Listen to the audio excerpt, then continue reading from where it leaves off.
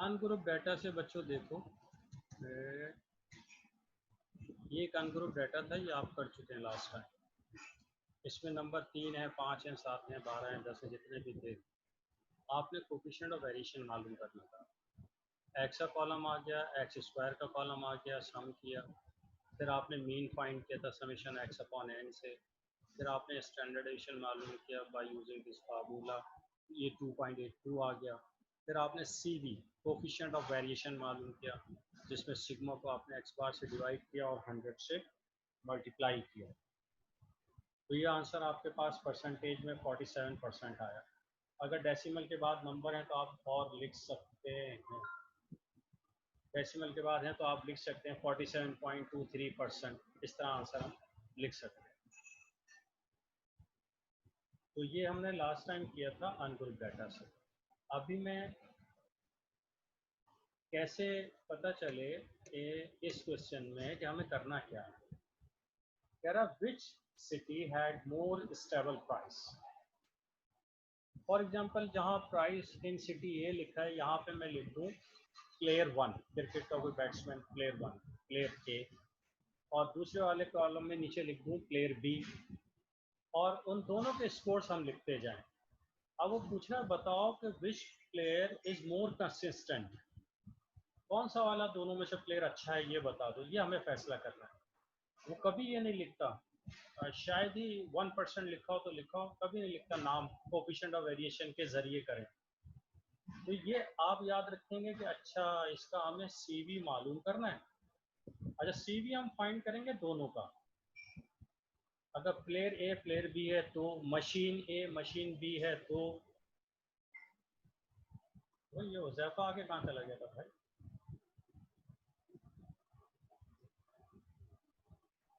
हुज़ैफा वापस आ गया?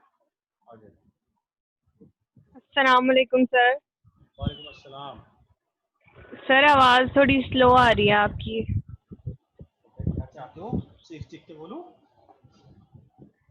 Sir slow आ रही है बहुत, आप थोड़ी सी वॉल्यूम बढ़ा लें। अच्छा, बस वो 2 हफ्ते में खाली और सब्र कर लो, फिर डायरेक्ट बोर्ड पे बोलोगे। अभी हम कोशिश करते हैं कि जितनी अच्छी हो सके आवाज़ भाई।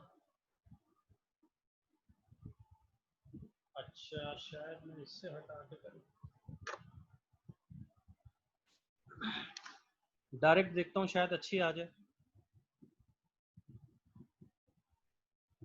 तो हमें ये जो क्वेश्चन लिखा है एग्जाम्पल 3 है, इसमें कह रहा है which city had more stable price, किसके प्राइस अच्छे हैं, बेहतर है, यानी मॉडरेट है, यानी नॉर्मल है।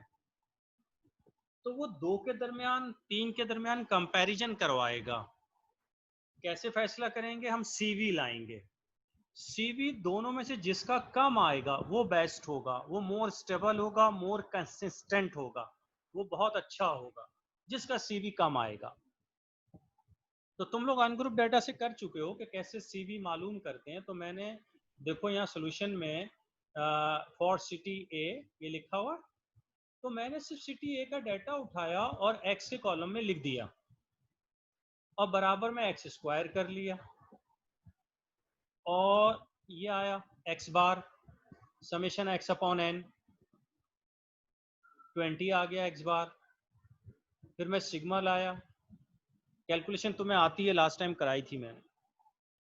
सिग्मा आ गया 2.45। फिर मैंने सीवी ब्रैकेट में ए लिखा, यानी सिटी ए का आंसर है। Sigma upon x bar into 100, value put की, डिवाइड किया, मल्टीप्लाई किया, तो आंसर आ गया 12.25%। ये तो आया सिटी ए का आंसर। सेम यही काम हम सिटी बी के साथ करेंगे।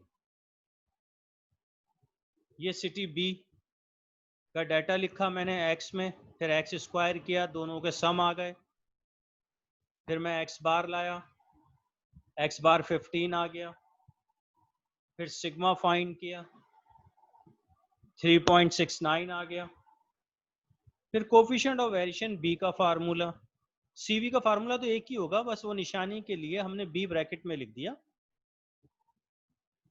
और इसका आंसर आया 24.6। अब दोनों के आंसर में देखना है कि कौन सा कम है। तो जनाब पहले वाले का है 12.25 और दूसरे वाले का है 24.6। तो इसका मतलब ए का आंसर कम है। तो हम यूं लिखेंगे कि since coefficient of variation CV, C for coefficient, V for variation, coefficient of variation, जो लास्ट टाइम हमने किया था अनग्रुप से भी ग्रुप से भी। तो यूं आंसर लिखेंगे कि CV of A less than CVB, therefore city A had more stable price। यानी प्राइस जो नॉर्मल है, इकोनॉमिकल है, वो सिटी ए के हैं बी के मुकाबले में। ये डिसीजन के लिए काम में आता है। यानी आपको डिसीजन लेना है कि कौन सा प्लेयर अच्छा है। दो प्लेयर हैं, प्लेयर ए प्लेयर बी, कौन सा अच्छा है। तो आप प्लेयर ए का भी सीवी मालूम कर लें और प्लेयर बी का भी सीवी मालूम कर लें। जिसका आंसर कम आए तो आप लिख देंगे कि ये वाला प्लेयर अच्छा है। और अगर प्राइस की बात कर रहा है तो भी, पॉपुलेशन की बात कर रहा है तो भी, जो बात कर रहा है वो आंसर आ जाएगा। जैसे अभी हम, आप लोग मेरे साथ कर लें तो ज़्यादा अच्छा, स्पीड से हो जाएगा। मैं अगर क्वेश्चन नंबर 30 की बात करूं तो कह रहा है 2 सेल्समैन है जो क्वार्टरली सेल्स है उनकी वो रिकॉर्ड कर रहे हैं। तो कह रहा है विच सेल्समैन इज मोर कंसिस्टेंट, यानी परफॉर्मेंस के लिहाज से, सेल के लिहाज से कौन सा सेल्समैन अच्छा है। तो अभी तो हमें पता नहीं चल रहा। तो हम क्या करेंगे, सिटी ए की तरह से सेल्समैन ए पे काम करेंगे, यानी सी भी लाएंगे उसका, और इसी तरह से बी पे काम करेंगे और सी भी लाएंगे उसका। जरा तेजी से काम करके मुझे इसका आंसर तो लाओ।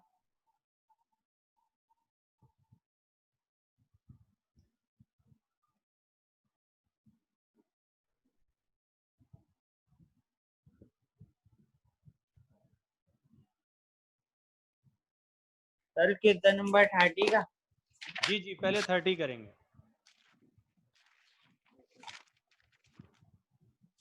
आप डायरेक्ट स्टार्ट कर दें, ऊपर बस हेडिंग दे दें फॉर ए, यानी सेल्समैन ए की, और एक्स के कॉलम में लिख दें 4759 और बराबर में स्क्वायर का कॉलम बना लें। जब सम ले आते हैं तो मैं स्लाइड सामने कर देता हूँ फार्मूले वाली।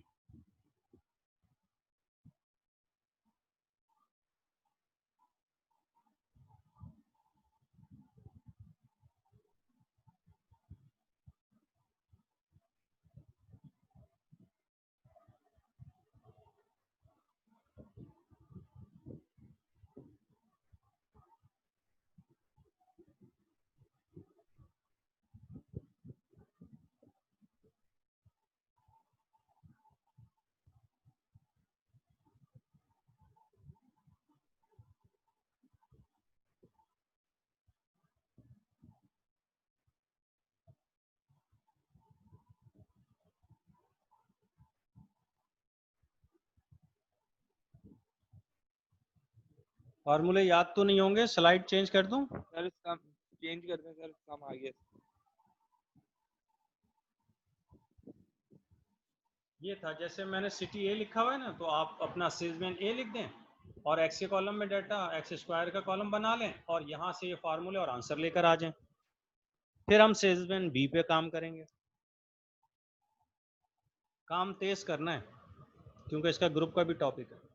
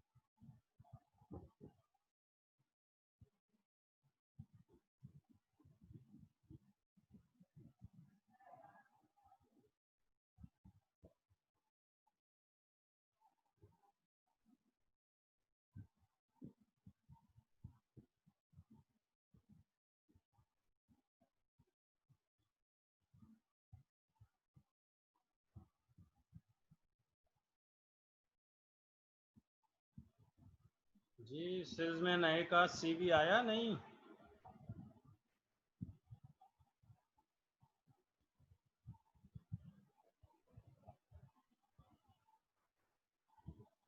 तो सर अगर वेरिएंस माइनस में आए तो उसको प्लस में कन्वर्ट करके ही लिखे ना। तला की आवाज बहुत हम कम कुछ आती है नहीं भाई। कर-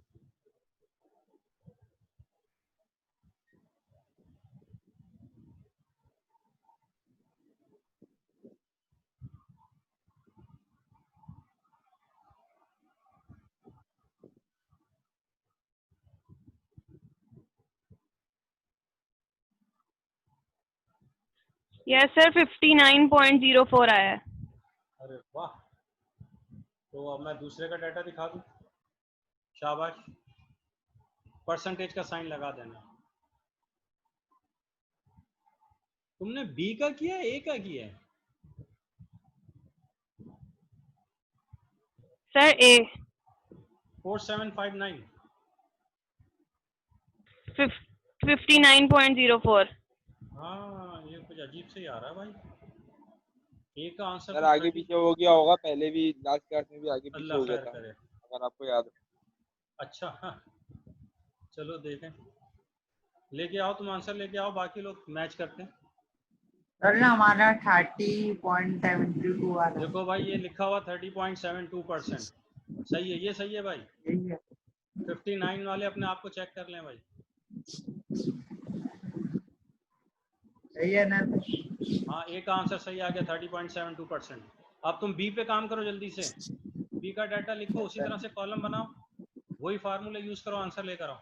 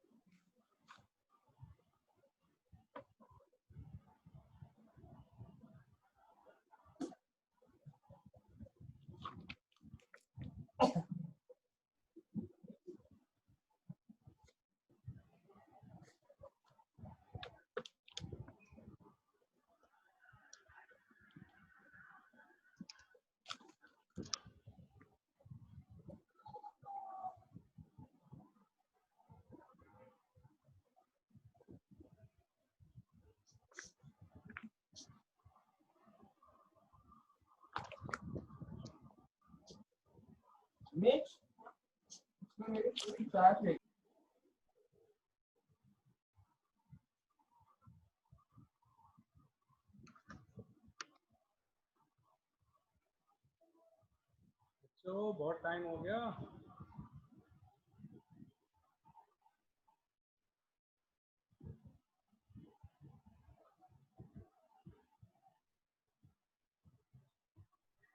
हाँ जी, आंसर।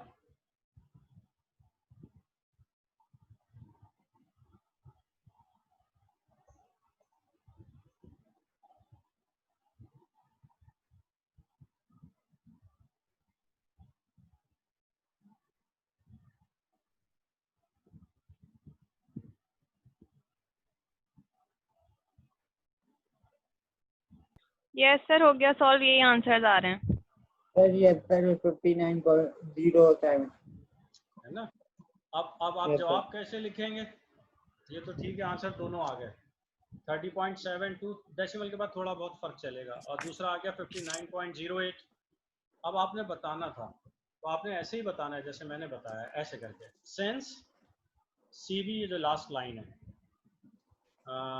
एक अच्छा है ना, वो इत्तेफाक से यही बैठ रहा है आगे, सब कुछ यही है। सिर्फ देयरफॉर द सिटी ए, उसने क्या लिखा था वही वर्ड लिखना। विच सेल्समैन इज मोर कंसिस्टेंट, तो आप लिखेंगे salesman A is more consistent. जवाब सवाल के अंदर होगा, सिर्फ थोड़ा सा बदलना है। CBA less than the CBB, therefore salesman city A की जगह salesman A is more consistent. जो वहां जुमला लिखा है वही लिख देना। क्लियर हो गई बात?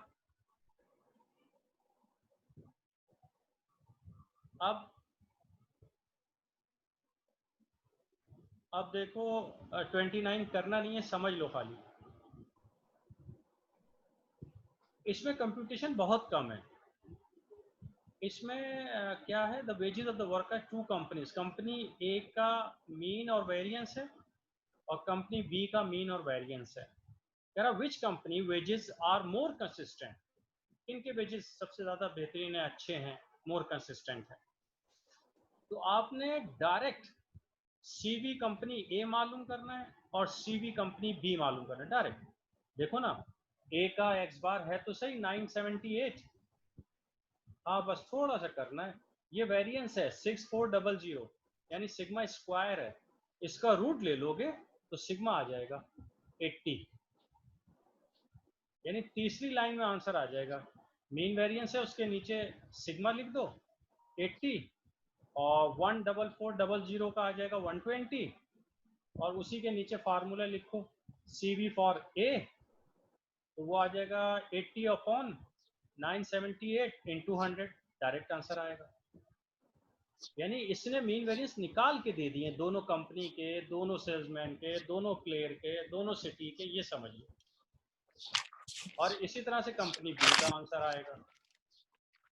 ये आया समझ में? गया? यस सर, मतलब कुछ भी नहीं करना है इसमें। नहीं, कुछ तो करना। नहीं मतलब और काम नहीं करना है, डायलॉग फॉर्मूला में पुट करके आंसर लेना। हाँ, बस फार्मूले से पहले एक काम जरूर करना है। ये 6400 वेरिएंस है, ये सिग्मा स्क्वायर है, तो इसका रूट लेके सिग्मा ले आओगे तो सिग्मा इसका 80 आएगा, वो रखना है फार्मूले में। इसी तरह से बराबर में 14400 ये वेरिएंस है, यानी ये सिग्मा स्क्वायर है, तुम इसका रूट लेके स्टैंडर्ड डेविएशन लाओगे, यानी खाली सिग्मा, वो 120 आएगा। और बस दोनों के आंसर लाना, और आंसर लिखा हुआ है कि कंपनी ए का 8.18 है और दूसरे का 9.76% है, तो इसका मतलब है company A is more consistent कहलाएगी। अब मैं ग्रुप डाटा पे जा रहा हूँ। ग्रुप डाटा आप कर चुके हैं, कोफिशिएंट ऑफ वेरिएशन मालूम करना सीख चुके हैं आप, लेकिन अब जरा ये डिफरेंट उसमें है। कह रहा manufacturing company 2 plants will manufacture the same product बना रही है वो, और उसने ये लिख भी दिया है for the last 5 years was as follows,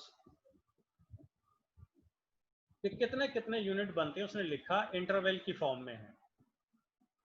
11 से लेके 15 प्लांट है 10 बनाता है, और प्लांट भी जो है वो 15 बनाता है, और इसी तरह से इंटरवल चलते गए, ये आ गया। ये आपसे डायरेक्ट भी कह सकता है और दो पार्ट्स में इस तरह से भी कह सकता है। कह रहा है calculate the coefficient of variation for the 2 plants. ये अब ग्रुप डाटा है तो फार्मूले ग्रुप के लगेंगे। आपने प्लांट ए का सीवी मालूम करना है और प्लांट बी का सीवी मालूम करना है, और नीचे वाले पार्ट में कह रहा है बी में which plant gives more stable production, वही जिसका आंसर कम आएगा वो मोर स्टेबल होगा। एक बार आप प्लांट ए की हेडिंग देंगे और क्लास इंटरवल यही उठाएंगे और उसके साथ डाटा उठाएंगे प्लांट 1 का और उसे एफ लिखेंगे, और दूसरी बार आप इंटरवल यही उठाएंगे और अब एफ कौन सा उठाएंगे, प्लांट बी का यानी 2 का, a like this. Plant a class interval लिखा, फ्रीक्वेंसी लिखी। आपको पता है एक्स लाना होता है, एफ एक्स भी मालूम करना होता है, एफ एक्स स्क्वायर भी लाना होता है, इन सब के सम चाहिए हमें। फिर हम एक्स बार लाएंगे, फिर हम सिग्मा, एक्स बार भी ग्रुप डाटा से, सिग्मा भी ग्रुप डाटा से, दोनों आ गए। फिर हम सी भी मालूम कर देंगे प्लांट 1 का, वो 18.58% आ गया। फिर हम प्लांट 2 के लिए जाएंगे, तो आप लोग क्लास इंटरवल वही उठाएंगे, वो तो दोनों का है। और अब जो मैंने फ्रीक्वेंसी उठाई है ना, प्लांट 2 की उठाई है, एफ पहले प्लांट 1 की थी। सेम एक्स आया, एफ एक्स आया, एफ एक्स स्क्वायर, फिर एक्स बार आएगा 25.5, फिर सिग्मा आएगा, फिर सी वी फॉर प्लांट 2 यानी sigma upon x bar into 100, तो ये आया 18.24% और वो आया था 18.54। 18 तो सेम है, लेकिन बाद में देख लो ये 54 है और वो 24 है, तो कम तो ये हुआ ना। तो लिखेंगे since CV2 less than CV1 therefore the plant 2 gives more stable production। क्या कहते हो, आया गया? आया। आ गया। हाँ भाई, माजेब आ गया, मोहसिन तला यस सर, समझ आ गया। समझ आ गया ना, तो ठीक है ठीक है। तो इसकी प्रैक्टिस के लिए तुम्हें एक्सरसाइज से क्वेश्चन उठाना, और अब मैं ज़रा एक छोटा सा टॉपिक और तुम्हारे साथ शेयर कर लूँ। इसमें कोई मसला नहीं है क्योंकि ये सारी वर्किंग हमने पहले भी सीखी हुई है। अब मैं शेयर द न्यू स्लाइड।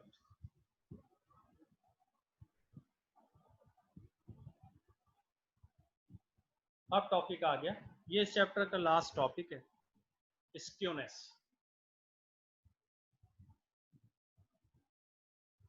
अब वैसे तो रटना पड़ेगा, आपको लिखने को नहीं आता, आपको तो कैलकुलेट करने को आता है। Skewness is a measure of departure of symmetry. कभी मैंने बताया होगा सिमेट्रिकल कर्व कैसा होता है। अगर उस शक्ल जैसा कर्व ना बने तो इसका मतलब है डिपार्चर हो गया है, उसमें स्क्यूनेस आ गई है, खम टेढ़ापन आ गया है, तो लैक ऑफ द सिमेट्री को स्क्यूनेस कहते हैं। स्क्यूनेस मालूम करने के फार्मूले ये 3 रट लो। कोफिशिएंट ऑफ स्क्यूनेस मालूम करने के फार्मूले बल्कि 4 हैं। Mean minus mod upon standard deviation,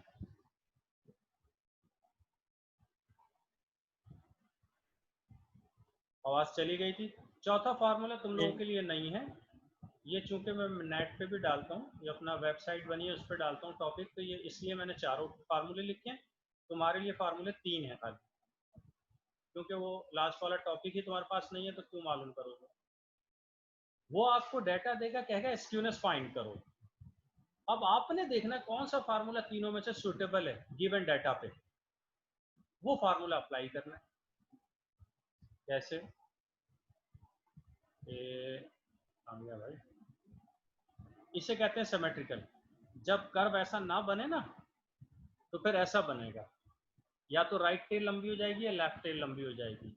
right tell लंबी होगी तो ये पॉजिटिव स्क्यूनेस कहलाएगा, लेफ्ट टेल लंबी होगी तो ये नेगेटिव स्क्यूनेस कहलाएगा। आपको तो ये आता है, इस तरह आता है कि कह रहा मीन है, मॉड है और स्टैंडर्ड डेविएशन है, find the coefficient of skewness. Data के जरिए तुमने वो फार्मूला उठाना है तीन में से यार।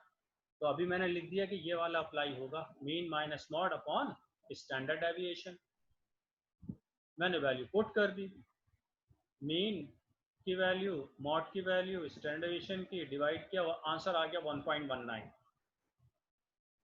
जब कोफिशिएंट ऑफ स्क्यूनेस का आंसर 0 आएगा अगर, तब तो डिस्ट्रीब्यूशन होगा सिमेट्रिकल, और 0 नहीं आएगा तो इसका मतलब है उसके अंदर स्क्यूनेस है। तो आंसर अगर पॉजिटिव आ रहा है तो लिखोगे डिस्ट्रीब्यूशन इज पॉजिटिवली स्क्यूड, और यही आंसर अगर माइनस में आता -1.19 तो लिखते distribution is negatively skewed. Data से पहचानना है तुम्हें कौन सा फार्मूला यूज करना है। अब देखो, मीन दिया है, मॉड दिया है और स्टैंडर्ड डेविएशन दिया है, तो फार्मूला बदल गया, mean minus mod upon standard deviation. पिछला फार्मूला देखो, ये तो सेम हो गया, ये क्या किया मैंने,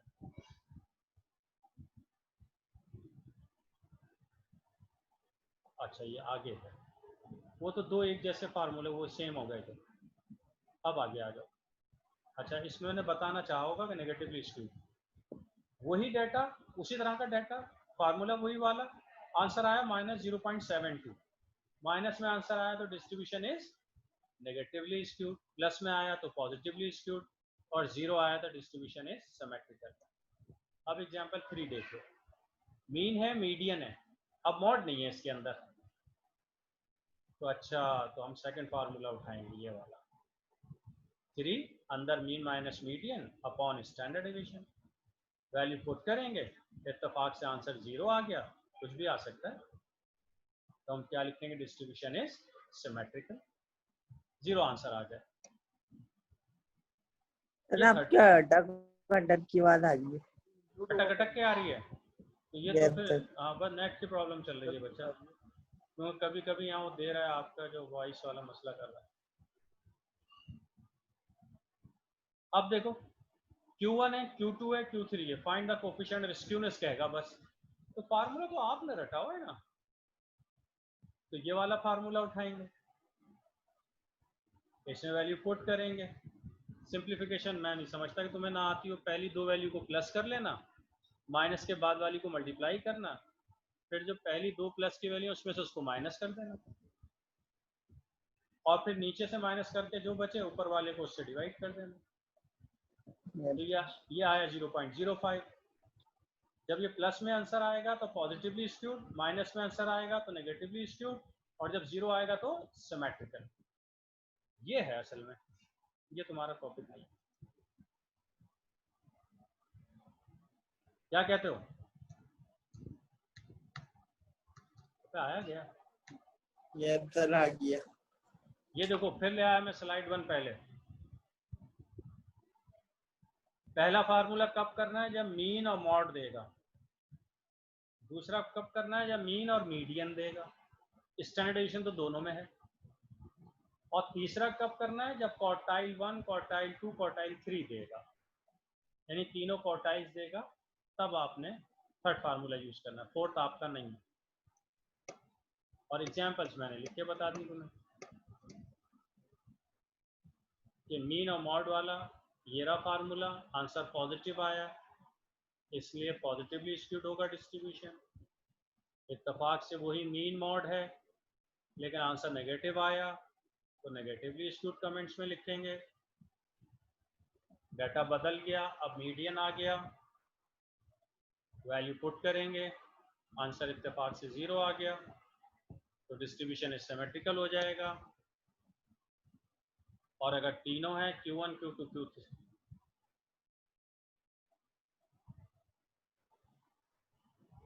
वॉइस का प्रॉब्लम है, मेरी तरफ से आ रहा है। अब अगर Q1, Q2, Q3 गिवन है तो फार्मूला फौरन रिकॉल करोगे, अच्छा ये वाला वैल्यू पुट करके सिंप्लीफाई करोगे, आंसर आएगा। और चूंकि कुछ आंसर आ गया है और प्लस में आ गया है तो डिस्ट्रीब्यूशन इज पॉजिटिवली स्क्यूड। जी माजेब आया? माजेब मोहसिन तला यस सर आ गया। आ गया ना?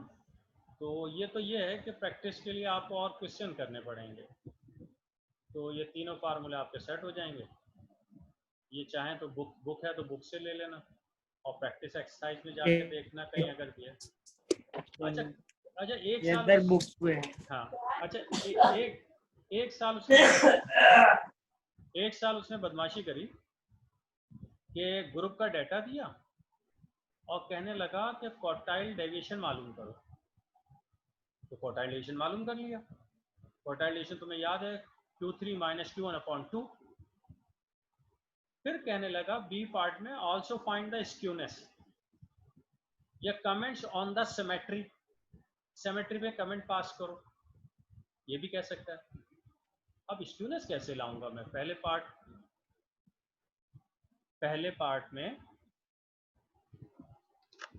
पार्ट में तो मैं क्वार्टाइल डेविएशन ले आया, उसके लिए मुझे ज़रूरत पड़ रही थी Q1 की और Q3 की।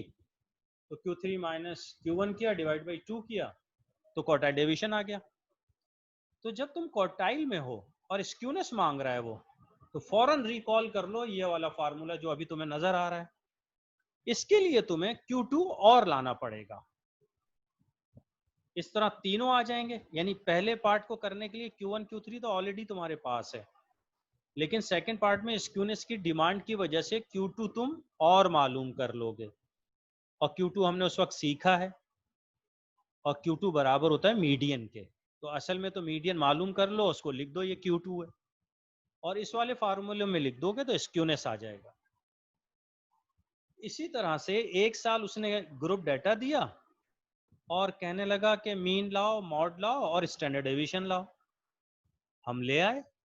सेकंड पार्ट में फिर उसने वही कहा कि स्क्यूनेस फाइंड करो या सिमेट्री पे बात करो।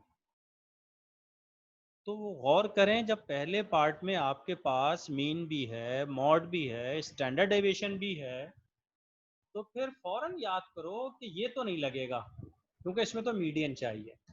हाँ ये लगेगा, इसमें मीन भी है, मॉड भी है, स्टैंडर्ड डेविएशन है, तो स्क्यूनेस तुम इससे लेकर आओगे। इस तरह से यूज है इसका। ठीक है बच्चों? अब सर बस आगे पीछे करनी है। हुजैफा ने कुछ कहा? गर्दन में बोलना, बस फॉर्मूलों को आगे पीछे हाँ यूज बस करना उसने है। घुमाया है, लगता है ऐसा जैसे कोई मुश्किल काम है, जबकि आधे से ज्यादा काम पार्ट 1 में सॉल्व किया हुआ है।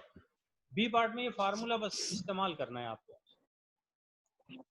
तो इंशाल्लाह ये चैप्टर खत्म हो गया। पार्टी में यूज होगा। हाँ ये चैप्टर खत्म हो गया और लाइन भी, टाइम भी खत्म हो रहा है हमारा, ड्रॉप होने वाली है। मंडे को अच्छा इंशाल्लाह। सर, इसमें कर्व तो नहीं बनाएंगे ना? नहीं कर बनाने की जरूरत नहीं है, डायरेक्ट फार्मूला यूज करें। और अल्लाह आपका भला करे। ये सेक्शन बी से हमने अब तक रिग्रेशन कोरिलेशन का एक चैप्टर कर लिया, mean median mode arithmetic geometric का कर लिया, और सेक्शन बी से हमने ये मेजर ऑफ डिस्पर्जन वाला ये चैप्टर भी कर लिया। यानी चैप्टर 5 करने थे, 3 तो सेक्शन बी से हो गए। अब हम मंडे को इंशाल्लाह सेक्शन सी में जाएंगे और डायरेक्ट वहाँ पे प्रोबेबिलिटी स्टार्ट कर देंगे, जब तक हमारा सेंटर स्टार्ट जल्दी हो ही जाएगा। ठीक है बच्चों, अल्लाह हाफिज। सर